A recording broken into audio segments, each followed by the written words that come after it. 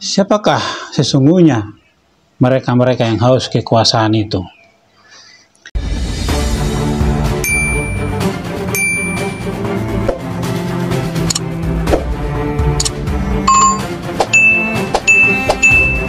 Berakhirlah masa Orde Lama, berakhir pula masa Orde Baru, kini masa reformasi.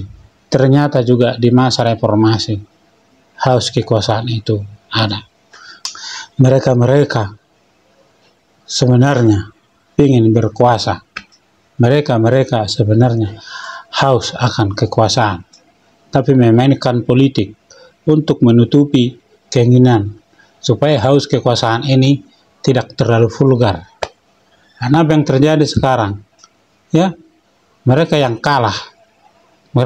kalah sangat-sangat marah, menganggap bahwa Presiden Jokowi, Presiden ke-7, melakukan pengkhianatan. Pengkhianatan terhadap apa? Saya mau bertanya dulu. Jokowi melakukan tugasnya sebagai presiden 2 periode dengan baik. Pengkhianatan terhadap apa? Pengkhianatan terhadap partai. Kepentingan negara lebih penting atau di atas kepentingan apapun atau kepentingan pribadi. Kalau saya katakan ini pasti dibilang, lah dia telah mengangkat anaknya.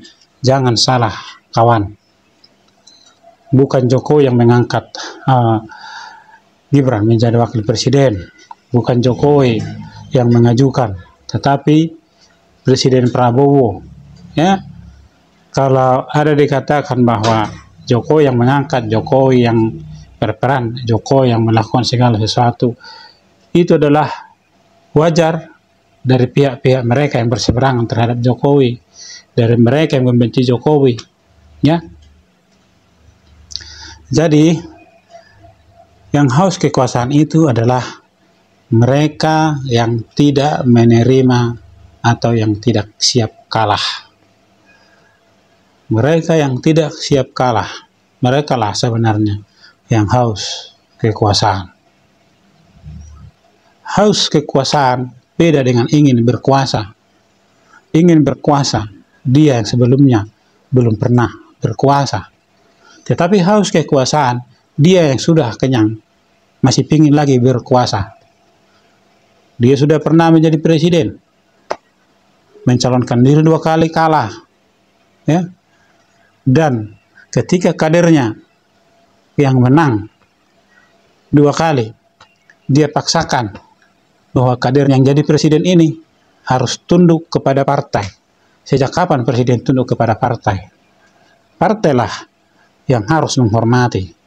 Ketika kadernya telah berubah menjadi presiden, partailah yang hormat kepadanya. Karena dia bukan presiden partai, dia presiden negara Republik Indonesia. Dia presiden untuk semua. Tetapi tetap dipaksakan harus datang melapor ke hadapan ketua partai karena katanya dia adalah kader partai. Ini adalah pemaksaan yang sangat luar biasa, menunjukkan kehausan kekuasaan yang sangat luar biasa. Kalau viti-viti saya seolah-olah memojokkan PDIP, ya, dan saya dibilang buzzer, itu sah-sah saja, terserah. Tapi saya juga adalah bagian dari partai itu. Saya bagian dari partai itu. Karena apa? Tak bisa dibohongi. Caleg yang saya pilih, caleg yang dipilih adalah caleg dari partai itu. Karena apa? Karena ada hubungan persaudaraan ada. Udah pasti pahamlah kita semua kan.